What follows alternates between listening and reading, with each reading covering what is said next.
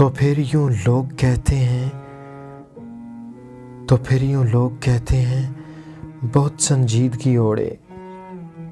अजब बेहिस्सी लड़की है, बहुत कम मुस्कुराती है, सदा खामोश रहती है। तुम्हें मालूम ही कब है वफा के कैद खाने में, फराइज के निभाने में जो लड़की दार चढ़ती है, जिसे सपनों के बुनने की सजाएं वक्त ने दी हों,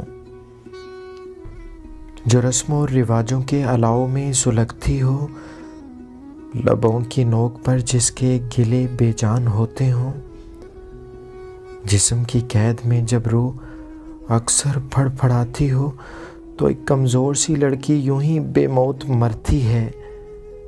तो फिर यूं लोग कहते हैं बहुत संजीदगी ओढ़े।